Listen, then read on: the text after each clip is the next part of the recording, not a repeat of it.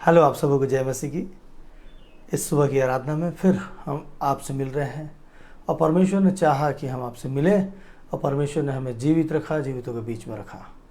महान परमेश्वर, हम उसकी स्तुति करते हैं, प्रशंसा करते हैं। और चलिए सीधे आज फिर वचन में चलते हैं। और एक ऐसा नबी, दानियल नबी, वो ऐसा एक नबी था जो परमेश्वर के बिल्कुल निकटता में रहता था और जितने समय उसको आराधना करना चाहिए सारे पहर वो पहले परमेश्वर को पहला स्थान देता था और उसका फल भी उस दानियल नबी को मिलता था। उनकी कई घटनाएं हैं, कई ऐसी बातें हैं, उसमें से एक बात मैं आपके पास लेकर आता हूँ। और वो बात ये है कि दानियल नबी और उसके साथी के बीच की ये घटना है कि जब दानियल नबी और उसके साथी होते हैं, राजा दानियल से बहुत प्रसन्न रहता है। वो क्या करता है कि दानियल को प्रधान बना देता है उनके साथियों के साथ। और जब साथियों के साथ प्रधान बना देता है तो विरोधी भी खड़े हो जाते हैं। अब जो उनके विरोधी होते हैं, जो अध्यक्ष होते हैं, बाकी पद में जो बैठे हुए लोग रहते हैं, वो दानियल से नफरत करने लगते हैं कि राजा इनको क्यों इतना सम्मान देता है जबकि ये हमारे जात समाज का भी व्यक्ति नहीं है। तो इन लोग एक प्लान तैयार करते हैं। प्लान तैयार करके राजा के पास जाते हैं और राजा से बोलते हैं, राजा क्यों ना ऐसा हो कि पूरे 1 महीने तक कोई भी अपने किसी भी इष्ट देवता को या अपने ईश्वर को या किसी की भी उपासना नहीं करेगा सिवाय तेरे। सिर्फ और सिर्फ राजा की उपासना करेगा और किसी भी ईश्वर की उपासना नहीं करेगा, क्योंकि ये जानते थे कि हम दानियल को किसी और मामले में फंसा नहीं सकते, क्योंकि वो बहुत बुद्धिमान था और वो परमेश्वर की बातों को सुनकर चलता था। इसलिए कई बातों में राजा को सलाह भी देता था और उससे राजा संतुष्ट भी रहता था। और राजा ऐसा चाहता था कि पूरे राज्य को उसके हाथों में दे ताकि वो चलाए और वो संभाले। लेकिन विरोधी तो विरोधी है। तो इन लोगों ने कहा कि इसको सिर्फ और सिर्फ एक ही मामले में हम उलझा सकते हैं, फंसा सकते हैं। वो क्या है? ईश्वरीय आराधना में। और ईश्वरीय आराधना में फंसाने के लिए उन लोगों ने राजा से ऐसी सहमति ली। फिर राजा से पत्र जारी करवाया। पत्र में राजा का सिग्नेचर लग गया, सील लग गया, उसका अंगूठी का छाप लग गया और वो आदेश निकल गया। वो आदेश निकल गया तो ये बात दानियल को भी पता चली। दानियल क्या है, वो अपने कोठरी में गया, ऊपरोटी कोठरी में गया और उसमें अपनी कोठरी की खिड़की को खोला और वो अपने परमेश्वर से आराधना करने लगा कि प्रभु आज फिर ये विपत्ति आ गई है, इससे मैं क्या करूं। एक ऐसा आदेश जारी हुआ है इस राजा के पास कि जनता, सारी जनता, चाहे कोई भी हो, वो राजा की उपासना करेगा। 1 महीने तक कोई अपने ईश्वर के पास नहीं जाएगा। इस बात से वो दुखित होकर परमेश्वर से प्रार्थना करने लगता है कि प्रभु ये क्या है, अब क्या है, अब ये कौन सी मुसीबत है, ऐसा क्यों किया गया। मैं तुझे छोड़ किसी और को ईश्वर करके मैं मान ही नहीं सकता।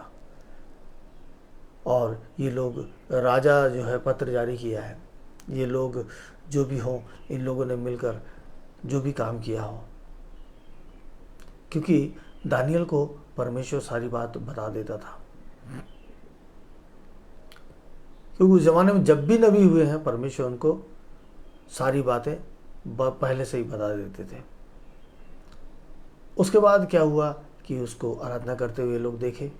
उस बात को लेकर राजा के पास जाते हैं और राजा को बोलते हैं, क्या तूने ऐसा पत्र जारी नहीं किया था? फिर भी देख, दानियल को देखो कि दानियल ऐसा काम करता है।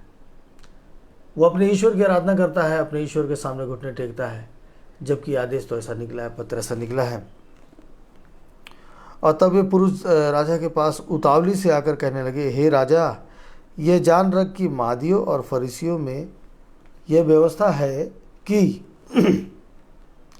जो निषेधाज्ञा या आज्ञा राजा ठहराए वह नहीं बदल सकती।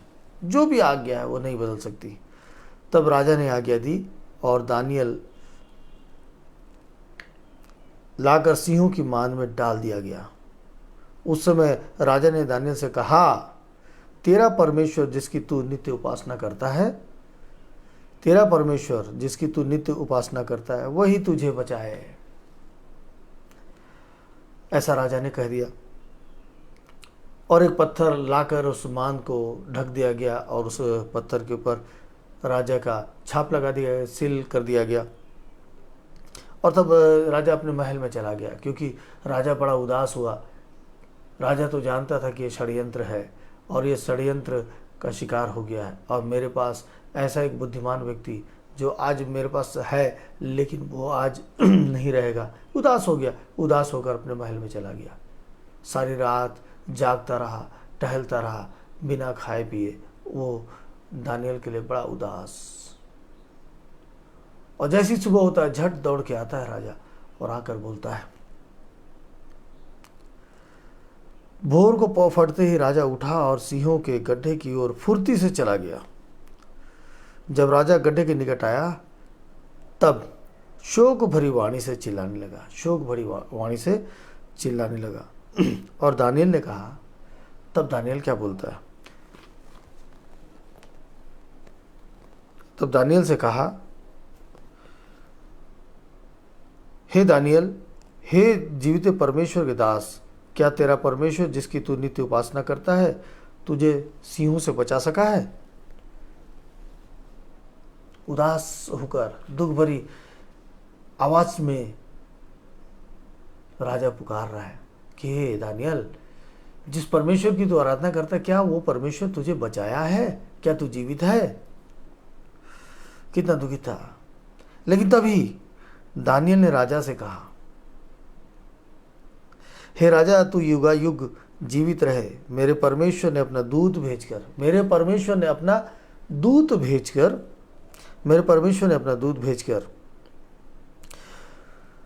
सिंहों के मुंह को ऐसा बंद रखा कि उन्होंने मेरी कुछ हानि नहीं की। सिंहों के मुंह को ऐसा बंद किया कि उन्होंने मेरी कुछ भी हानि नहीं की, और देख मैं आज जीवित पाया जाता हूँ। राजा बहुत प्रसन्न हुआ कि दानियल का परमेश्वर कितना खास परमेश्वर है, जो उसे सिंहों के मान में भी बचाता है, भूखे सिंहों के मान में भी बचाता है। और वो दानियल फिर बाहर निकाला जाता है। और जैसे ही दानियल को बाहर निकालते हैं तो राजा क्या करता है कि जितने लोग उसके दानियल के खिलाफ जो समिति बांधे थे, जो योजना बनाए थे, उन सब के लिए वो आज्ञा देता है कि इन सब को अपने परिवार समेत, इनके बच्चे, बीवी बच्चे समेत उस मान में डाल दिया जाए। और जैसे ही वो मान में डालते हैं, मान में डालना ही शुरू नहीं होता कि शेर उसको लपक लेते हैं उन परिवारों को और हड्डी समेत चबा जाते हैं।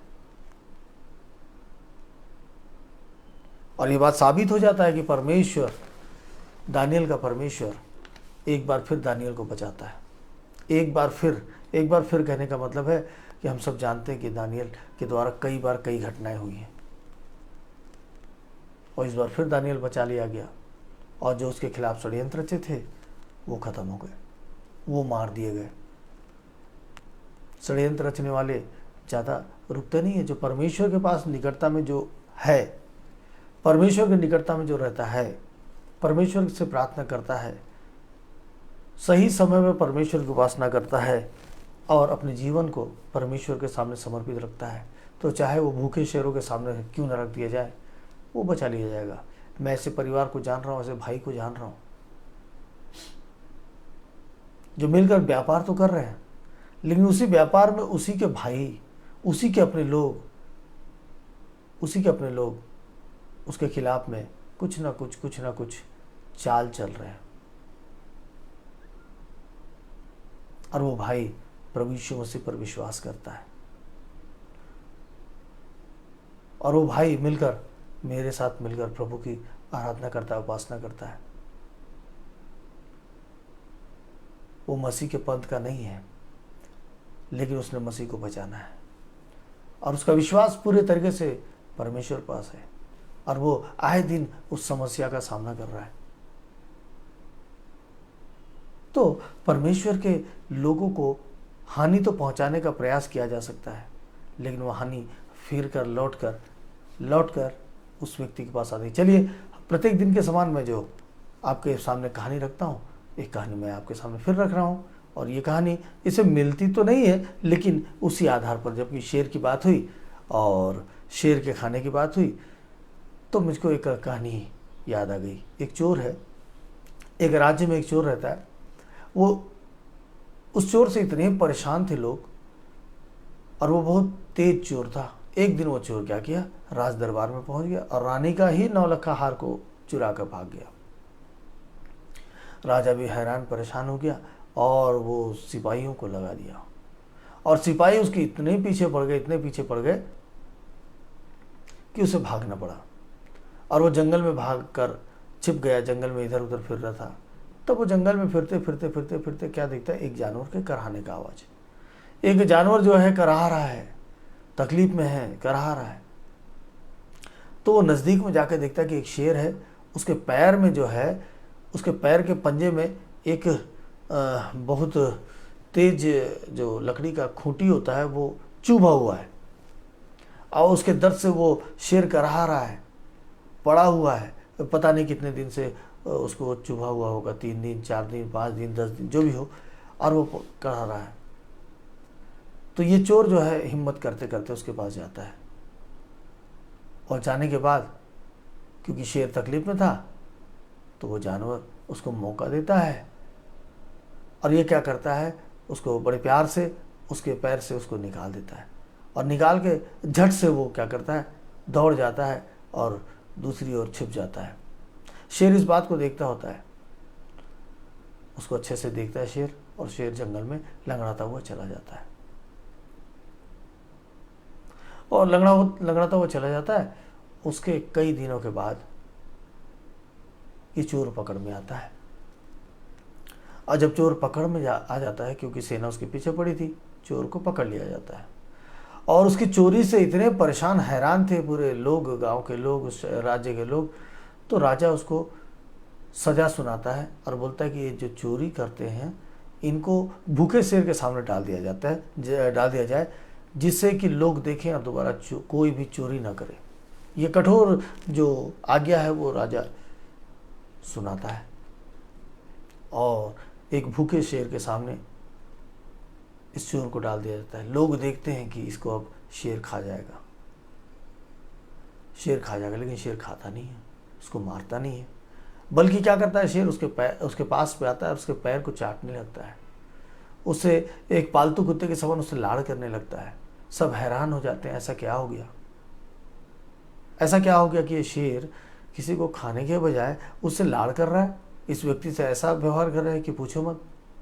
तो ये शेर वही था जिसके पैर से उसने खूंटी निकाला था, और शेर उसको पहचान जाता है, और एक बार का किया उपकार उसके जीवन के लिए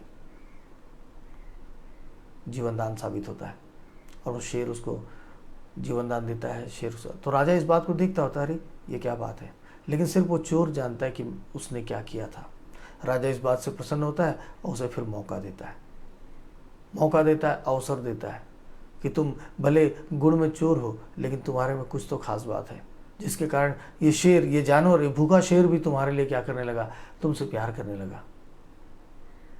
और चोर उसी वक्त अपने जीवन को बदल देता है, और जब वो अपने जीवन को बदलता है तो राजा उसको अपने राज्य में एक उचित स्थान देता है। एक भला काम उसके जीवन को बचाता है। अभी हमने दानियल नबी के लिए जब हमने पढ़ा था तो वहाँ पे देखे कि जो उसके बारे में बुरा काम करने वाले लोग थे, जो उससे जलते थे, चिढ़ते थे, वो लोगों का हश्र क्या हुआ, क्योंकि उन्होंने बुराई की, उस दानियल को मारने के लिए प्लान किया। वो एक अच्छा व्यक्ति, परमेश्वर का जन, जो उस राज्य के लिए बहुत अच्छे काम किया था, कई बार उस राज्य को तकलीफ से बचाया था, उस व्यक्ति को भी मारने के लिए लोग चूक नहीं रहे थे, उसके खिलाफ भी षड्यंत्र रचा रहे थे। और वो षड्यंत्र क्या हुआ कि उनके पूरे परिवार समेत उनको भोगना पड़ा। और यहाँ देखिए, एक चोर को, एक जानवर की उसने सेवा कर दिया, भला काम किया, तो उसके बुरे वक्त में उसके लिए भलाई आ गई। फैसला आपके और मेरे हाथ में है कि हम क्या करें। आपके और मेरे हाथ में फैसला है। हम बुराई करेंगे तो बुराई हमारे साथ जरूर है कि हमारे पीछे चली आएगी। हमको लगेगा कि ये हम जो कर रहे हैं वो अच्छा कर रहे हैं। हम जो चाल चल रहे हैं वो अच्छा चल रहा है। मेरे भाइयों, मैं आपको आगाह करता हूँ, परमेश्वर जितना प्यार करता है उतना उसके प्यार करने वाले के खिलाफ चलने वाले के ऊपर वो जलन भी रखता है, जलन भी रखता है। और अगर परमेश्वर का कोप आपके ऊपर आ जाए, मेरे भाई, आज मैं इस संदेश को दे रहा हूँ, वो भाई भी सुन रहा है, वो भाई भी सुनेगा जो आज तकलीफ में है। लगातार उसके भाई उसके खिलाफ षड्यंत्र रच रहे हैं। ऐसे लोग सावधान हो जाएं। आप और मैं ऐसे जो भी काम कर रहे हो, षड्यंत्र का काम कर रहे हैं, सावधान हो जाएं। विशेषकर हम जो टीवी के सीरियलों में जाते हैं ना, षड्यंत्रों को देखते हैं और नई नई बातों को दिमाग में लाते हैं। षड्यंत्र रचना शैतान का काम है। अगर षड्यंत्र आपके अंदर चल रहा है तो आपके अंदर परमेश्वर नहीं है। षड्यंत्र आपके अंदर चल रहा है, दया भाव आपके अंदर नहीं है, तो आपके अंदर शैतान है। जल्दी उस शैतान से आज़ाद हो जाइए, अपने आप को बदलिए और परमेश्वर, पिता परमेश्वर के पास आ जाइए। चुनाव, फैसला आपके हाथ में है। आपको तरक्की चाहिए तो दानियल के समान तरक्की मिलेगा।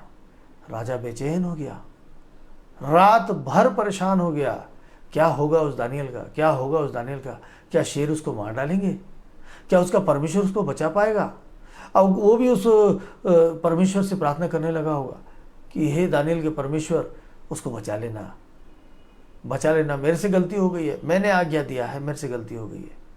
जरूर वो रात भर बेचैन होकर उस परमेश्वर से, जिस परमेश्वर की आराधना दानियल करता था, ये राजा भी उस परमेश्वर के पास घुटने टेका होगा, क्योंकि दानियल से वो बहुत प्रीति करता था, क्योंकि दानियल ने परमेश्वर की ओर से उस राजा के लिए बहुत सारे अच्छे काम किए थे। ईमानदार था दानियल और ऐसे काम किए थे। आप और मैं आज चुनाव करें, फैसला करें, तो परमेश्वर हमारे साथ खड़ा होगा। चुनाव आपका और मेरा है। तो आइए हम अपने चुनाव को करते हैं और परमेश्वर के सामने अपने घुटने को टेकते हैं, अपनी आंखों को बंद करते हैं, प्रार्थना करते हैं। आइए प्रार्थना में चलें। सामर्थी पिता परमेश्वर, पवित्र यीशु, आज आपने फिर हमें दो ऐसी बातों को बताया, भलाई और बुराई। भलाई करने का लाभ और बुराई करने का लाभ, दोनों ओर से आपने हमें समझाया है और आपने आज फिर सुबह हमें बताया है। सावधान हो जाओ, षड्यंत्रकारियों से सावधान हो जाओ और परमेश्वर के सामने अपने आप को समर्पित कर दो। अपने जीवन को परमेश्वर के सामने रखो, अपने को पवित्र और पाक बना लो। और जो षड्यंत्र करता है, आज इस बात को तय करें। आज परमेश्वर आपके साथ बातें करते हैं, आप तय करें कि किसी भी लोभ के लिए, किसी भी लालच के लिए, किसी भी चीज़ के लिए हम किसी के खिलाफ षड्यंत्र ना रचें। चाहे हम जहाँ काम करते हो वहाँ, या जहाँ हम रहते हैं वहाँ, या जहाँ हम लोगों से मिलते हैं वहाँ, कहीं भी अगर षड्यंत्र का काम चल रहा है तो आज और अभी परमेश्वर के सामने माफ़ी मांग लें। प्रभु आपको सम्मति देंगे। प्रभु ऐसे लोगों की प्रार्थना को सुनना। प्रभु, कई लोग पिता परमेश्वर ऐसी बुराई करके फंस चुके हैं जिसका वो फल भोग रहे हैं। प्रभु, उनको मौका देना, एक बार क्षमा करना, उनको उन श्रापों से अलग करना पिता, उनको उन श्रापों से अलग करना, उनकी सहायता करना पिता परमेश्वर, दया करना पिता।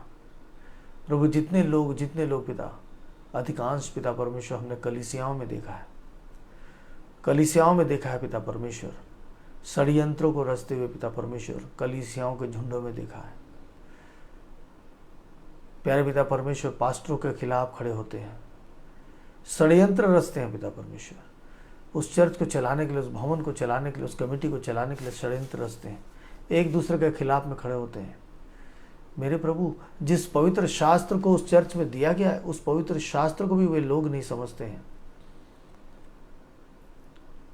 और प्रभु, आपके दास को पिता परमेश्वर किसी न किसी षड्यंत्र के अंदर डालने के प्रयास करते हैं और वो चर्च, वो कलीसिया टूटने लगती है, फूटने लगती है।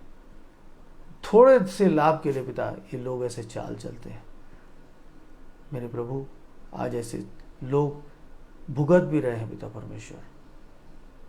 प्रभु, इन सबको क्षमा करो, उनको सही ज्ञान और सही बुद्धि दो और आज जब इस वचन को सुनने वाले, अब से जो भी इस वचन को सुने, ये उनको बदलने का वही वक्त हो जाएगा, क्षमा मांगने का वही वक्त हो जाएगा। और प्रभु आप क्षमा करेंगे, मुझे विश्वास है। मैं आपको धन्यवाद देता हूँ प्रभु कि आपने मेरी प्रार्थना को सुना है। और पिता परमेश्वर, लोगों के लिए पिता परमेश्वर आपने चिंता की है, आपने मेरा इस्तेमाल किया और लोगों को आगाह किया है। मैं आपको धन्यवाद देता हूँ और आपके पवित्र मीठे नाम से मांगता हूँ, आमीन। तो मेरे प्यारे प्यारे प्यारे पवित्र लोगों, चर्च और कलीसिया में उठने बैठने वाले मेरे लोगों, अच्छे अच्छे पदों में बैठने वाले मेरे साथियों, मेरे भाइयों, आज एक बार ज़रूर सोचिएगा, आज एक बार ज़रूर विचार कीजिएगा। आज एक मौका है आपके पास, एक मौका है आपके पास, एक मौका, सिर्फ एक मौका। अपने षड्यंत्रों से बाहर आ जाइए। परमेश्वर आपकी सहायता करेंगे, आपकी मदद करेंगे। प्रभु आप सबको आशीष दे। और आज फिर वक्त हो गया है, फिर मौका मिलेगा।